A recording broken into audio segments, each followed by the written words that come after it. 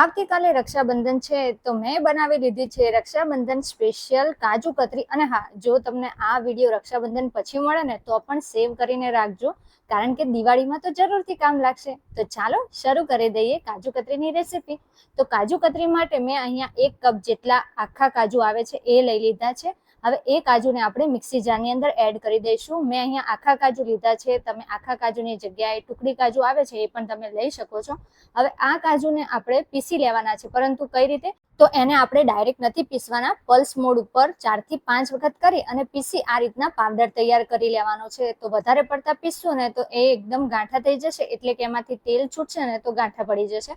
પરંતુ એને પલ્સ મોડની ઉપર 4 થી 5 વખત પીસી લેવાના છે. હવે અહીંયા આપણે ચાસણી તૈયાર કરીશું. ચાસણી માટે મેં 1 કપથી થોડી ઓછી ખાંડ લઈ લીધી છે. હા, ગળ્યું છે એ તમે તમારા હિસાબે રાખી શકો છો. વધારે ગળ્યું ભાવતું હોય તો 1 કપ કાજુની સાથે 1 કપ જેટલી ખાંડ લઈ શકો છો. હવે ખાંડની અંદર મેં અડધા કપથી પણ થોડું પાણી એડ કરી લીધું છે અને એની આપણે ચાસણી બનાવવાની છે. અને ઘરે કાજુ કતરી બનાવવા માટે આ એકદમ પરફેક્ટ માપ છે. તમને એક વખત આ માપથી તમે કાજુ કતરી ઘરે બનાવશો ને તો બીજી વખત બનાવતા તમને કશાયની જરૂર નહીં પડે, એટલે કે કોઈ ગાઈડન્સની જરૂર નહીં પડે અને તમે ફટાફટ કોઈ કહેશે ને તો પણ તમે 20 મિનિટની અંદર જ કાજુ કતરી બનાવી અને રેડી કરી શકશો.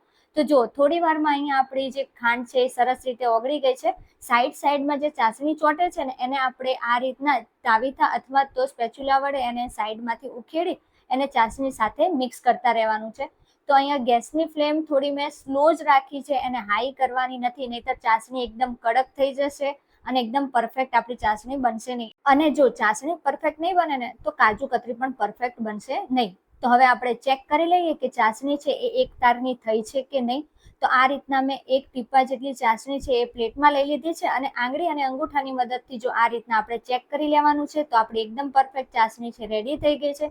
સાઈડમાં જે ચાસણી ચોટી છે એને હું આ રીતના તાવીથા અથવા તો સ્પેચ્યુલા વડે એને આપણે વચ્ચે લઈ લેવાની છે. તો આપણી ચાસણી રેડી થઈ ગઈ છે. હવે એમાં એડ કરી દેવાનો છે જે આપણે કાજુનો ભૂક્કો રેડી કર્યો હતો એ, અને એને આપણે ચાસણી સાથે સરસ રીતે મિક્સ કરવાનું છે. જો તમને એવું લાગે ને કે ચાસણી વધારે કડક થઈ ગઈ છે તો શું કરવું? તો ચાસણી જો વધારે કડક થઈ ગઈ હોય ને તો એમાં 1 થી 1.5 ચમચી જેટલું દૂધ એડ કરી દેશો ને એટલે તમારી ચાસણી છે એ પરફેક્ટ મેજરમેન્ટમાં આવી જશે અને કાજુ કતરી છે એ પણ એકદમ સોફ્ટ બનશે. તો અહીંયા જો આ રીતે ચાસણી સાથે આપણે જે કાજુનું મિશ્રણ છે એને સારી રીતે મિક્સ કરી અને ચલાવતા રહેવાનું છે. હા, થોડી વાર લાગશે અને હાથ પણ દુખાશે, પરંતુ જ્યારે કાજુ કતરી પરફેક્ટ બનીને રેડી થઈ જશે ને ત્યારે બધા જ તમારી તારીફ કરશે, એટલે કે વખાણ પણ કરશે અને તમને પણ એમ થશે કે મેં કાજુ કતરી ઘરે બનાવી લીધી.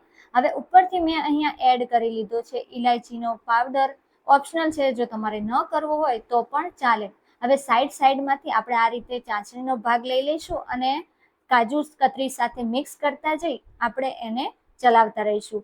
તો એને જો ચલાવતા લગભગ 2 થી 3 જ મિનિટ લાગે છે. તો 2 થી 3 મિનિટ થઈ જશે ને ત્યારે આ રીતના પેન છોડવા લાગે જ્યારે બેટર, ત્યારે આપણે એની અંદર એડ કરી દઈશું 1 ચમચી જેટલું ઘી, જેથી ફટાફટ આપણી કાજુ કતરી છે ને એ સારી રીતે મિક્સ પણ થઈ જાય અને એકદમ જો આ રીતના પેન છોડી અને મિશ્રણ થવા માંડે.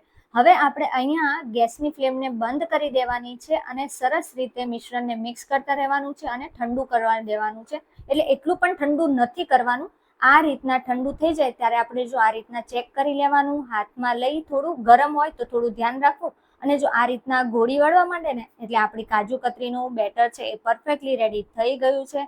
હવે એને આપણે ઉતારી લઈશું ગેસ ઉપરથી નીચે. તો જો છે ને પરફેક્ટ માપ અને પરફેક્ટ ચાસણી સાથે આપણું કાજુ કતરીનું જે મિશ્રણ છે રેડી થઈ ગયું છે. હવે એને મેં અહીંયા લઈ લીધું છે આ રીતના પેપર ઉપર. તમે બટર પેપર લઈ શકો છો, એની ઉપર પણ ચાલે, કે આ રીતના આપણે જે ફૂડ રેપ કરવાનું પેપર આવે છે ને એની ઉપર પણ તમે લઈ શકો છો. થોડું ઘી અથવા બટર લગાવી દેશો તો એ ઇઝીલી આ રીતના લોટની જેમ બંધાતું જશે. તો આને આપણે લગભગ 2 મિનિટ માટે પેપરથી મસળી લેવાનું છે, કારણ કે શું છે કે બેટર છે, હજી જે કાજુ કતરીનો લોટ છે ને એ આપણો હજી તો ગરમા ગરમ છે, એના માટે આ રીતે આપણે એને મસળી લઈશું. તો અહીંયા મારે એને સ્ક્વેર શેપ આપવો હતો, એટલે મેં જે સ્ક્વેર શેપ આવે ને એ રીતના એને મસળી લીધો છે અને રાખી દીધો છે. તો જો આની ઉપર એકદમ આસાનીથી આપણે સ્ક્વેર શેપ આપી દઈએ છીએ, જેથી આપણે જ્યારે પણ રોટલો વણીએ ને એટલે કે કાજુ કતરી આપણે બનાવીએ ને તો એકદમ પરફેક્ટ એના પીસીસ પડે.